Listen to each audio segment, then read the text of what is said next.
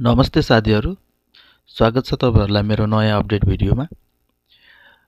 यदि तपाईहरुले गणक तथा सुपरिवेक्षकको फर्म भर्नु भएको छैन भनेपछि तपाईहरुका लागि एकदमै राम्रो अवसर आएको छ। यहाँभन्दा अगाडिको सूचनामा राष्ट्रिय तथ्याङ्क विभागले माघको 21 गते अन्तिम म्याद भनेर सूचना निकालेको थियो। त्यसपछि 20 गते र 21 गते सर्भरले त्यसरी राम्रोसँग काम गरेन। धेरैजनाले चाहिँ फर्म भर्न छुटाउनु भयो हैन, फर्म भर्न पाउनु भएन, सर्भर खुलेन, सर्भर जाम रह्यो। त्यही भएर राष्ट्रिय तथ्याङ्क विभागले केही म्याद थप गरिदिएको छ है साथीहरु। म त्यो सूचना देखाउन गइरहेको छु साथीहरु। यदि च्यानलमा नयाँ हुनुहुन्छ भने च्यानललाई सब्स्क्राइब गरिदिनु होला, भिडियो मन पर्यो भने लाइक गरिदिनु होला है, जसले गर्दा साथीहरु हजुरहरूले विभिन्न अपडेटहरु समयमै पाउन सक्नुहुन्छ र फाइदा उठाउन सक्नुहुन्छ। भिडियोतर्फ लागौं साथीहरु।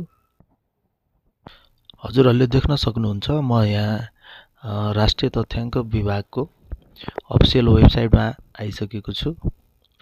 यहाँ नयाँ एउटा सूचना आएको छ, ताजा समाचार भनेर यहाँ हजुरहरूले देख्न सक्नुहुन्छ। करार सेवा सम्बन्धी प्रेस विज्ञप्ति भनेर दिएको छ।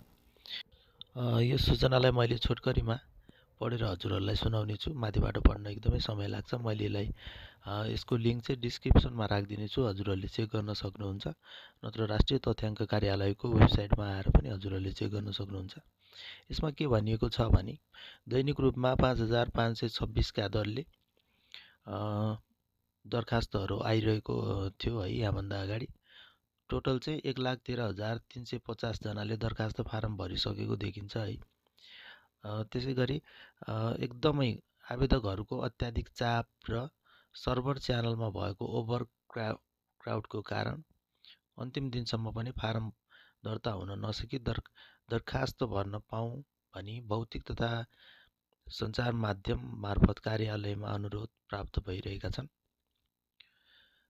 यसै विषयलाई सम्बोधन गर्दै यस गणनामा लिइने करार सेवाको अनलाइन दरखास्त पेश गर्ने अवधि मिति 2082 10 महिना 22 देखि 2082 10 महिना 26 गतेसम्म 26 गते राति 12 बजेसम्म जम्मा 5 दिनको लागि मात्र कार्यालयको निर्णय अनुसार थप गरिएको जानकारी सबैमा अनुरोध छ। 21 गते आज 22 गते भयो। आजदेखि तपाईहरुसँग चाहिँ 4 दिन छ। फेरि पनि पहिला जस्तै चाहिँ सर्भर डाउन हुन सक्छ, त्यही भएर समयमै चाहिँ फर्म भर्नु होला है। आज भोलिमै फर्म भर्नु होला, पछि लास्टतिर आएर फेरि सर्भर डाउन भयो भने तपाईहरुले भर्न सक्नुहुन्न। आजको छोटो मिठो भिडियो यति नै रहेको छ साथीहरु। यदि भिडियो मन पर्यो भने भिडियोलाई लाइक गरिदिनु होला, मिठो कमेन्ट छोडिदिनु होला है, अनि च्यानललाई सब्स्क्राइब गरिदिनु होला।